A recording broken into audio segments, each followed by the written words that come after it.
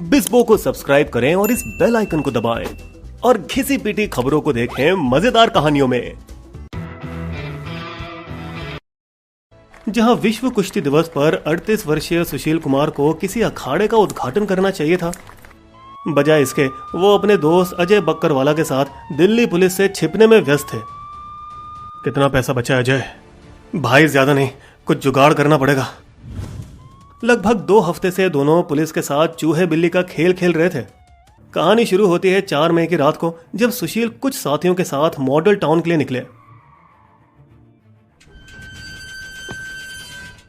सागर राणा धनखड़ से मिलने, एक 23 वर्षीय ग्रीको रोमन रेसलर जो सुशील के एक फ्लैट में रह रहे थे। सागर, चलो मेरे साथ, कुछ बात करनी है। सागर उस समय अपने 4 रूममेट्स के साथ था, जिनमें से एक सोनू महल गैंगस्टर माना जाता था। जो बात करनी है यही कर, हम कहीं नहीं जाएंगे। ये देखते हुए कि सागर राजी नहीं हो रहा था। कहां लेके जा रहे हो मुझे?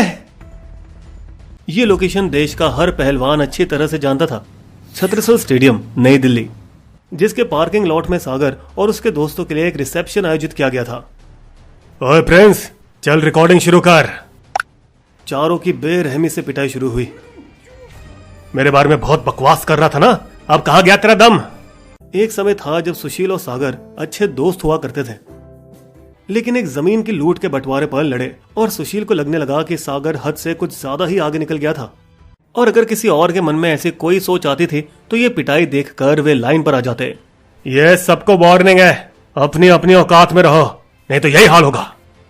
पुलिस सायरन की आवाज सुनते ही वो वहां से भाग निकले, चारों को वहीं पार्किंग लॉट में जख्मी छोड़कर। अगले दिन लगातार फोन की घंटियों ने सुशील को नींद से जगाया। कॉल एएनआई के पत्रकार का था। पहलवान जी, हमने सुना कि कल स्टेडियम में कोई झगड़ा हुआ और उसमें एक की मौत भी हो गई। सुशील ने उसे घुमा फिरा कर जवाब दिया, हमारा कोई लेना देना नहीं उसमें, किया होगा कोई और झगड़ा, पता है पुलिस को। लेकिन तब तक दिल्ली पुलिस एफआईआर में सुशील का नाम अव्वल नंबर पर डाल चुकी थी और उस पर नॉन बेलेबल वारंट के साथ 1 लाख रुपए का इनाम भी घोषित कर दिया था। गिरफ्तारी के डर से सुशील और अजय पहले ही दिल्ली से भाग निकले थे और हरिद्वार के एक आश्रम में शरण ली, जहां से वे ऋषिकेश गए। जैसे ही वहां भी छापेमारी तेज होने लगी, वे कार से मथुरा के लिए रवाना हुए, जहां उनकी तस्वीरें एक टोल बूथ पर लगे सीसीटीवी कैमरे ने पकड़ ली। एक जगह रहने में खतरा था और कुछ दिनों तक वे दिल्ली और बहादुरगढ़ के बीच चक्कर काटते रहे। फिर चंडीगढ़ भाग आने का फैसला किया।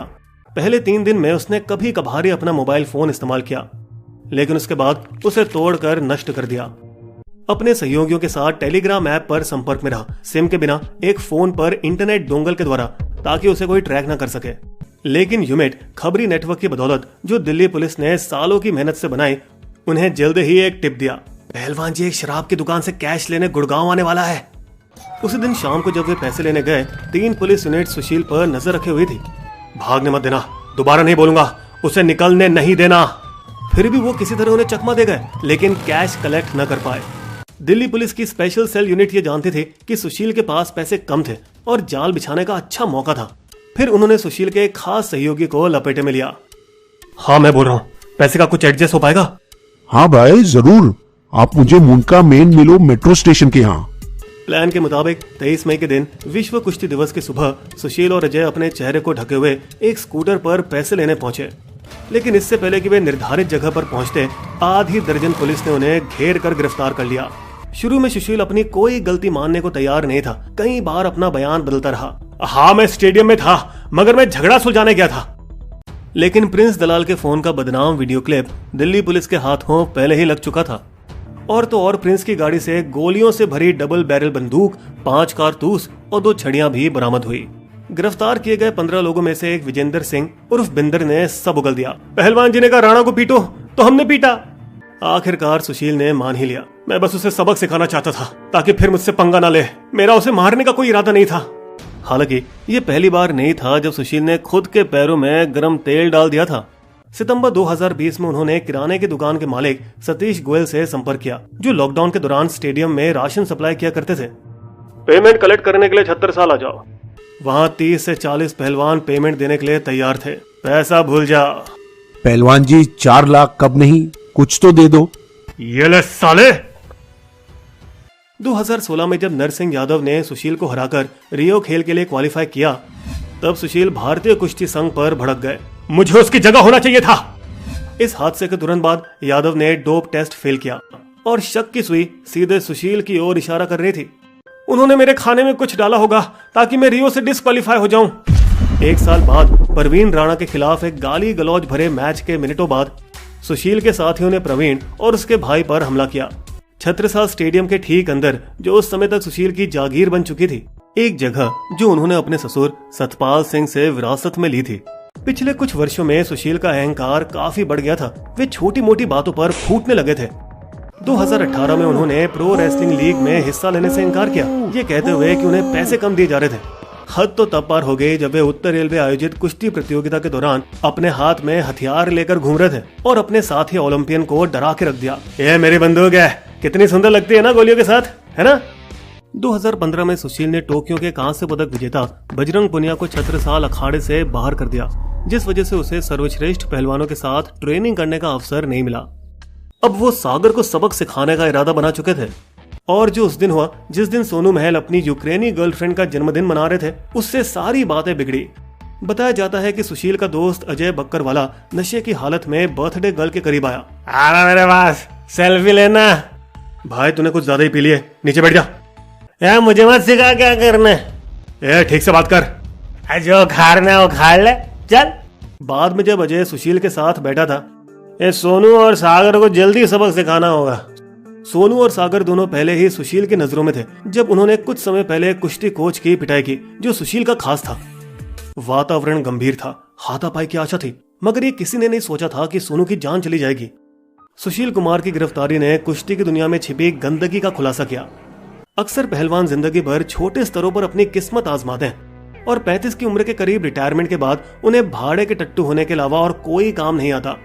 मगर एक जगह है जहां उनकी ताकत की सख्त जरूरत है, वो है टोल बूथ पर कब्जा करने का बेहद फायदेमंद धंधा, जहां रात की आड़ में पहलवान रिश्वत, बंदूक और दादागिरी के बल पर ट्रक और लॉरी में तस्करी किया गया सामान हरियाणा टोल बूथ से बिना कर दिए निकालते हैं।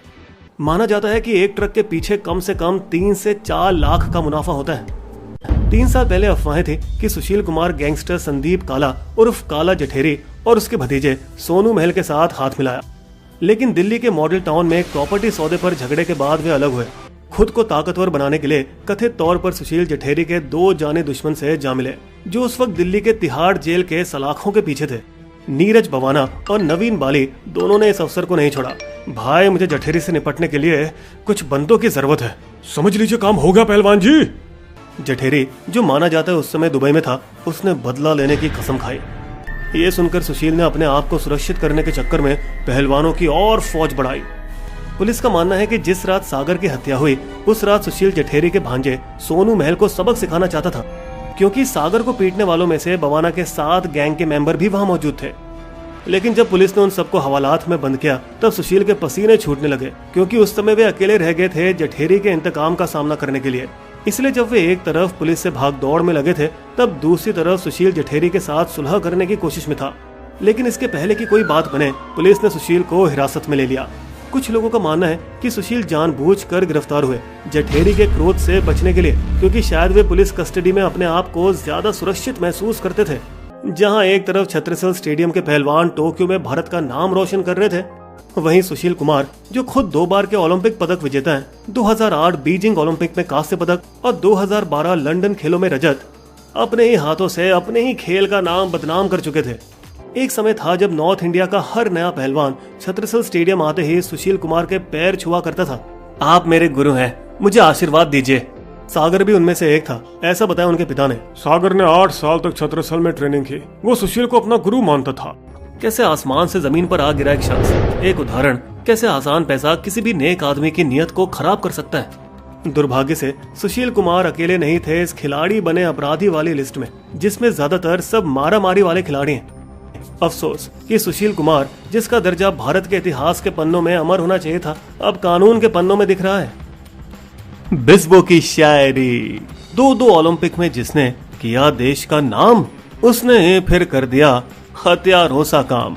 शर्मसार मेडल हुआ, खेला खूनी खेल, हत्यारा बन अब सुशील, काट रहा है जेल।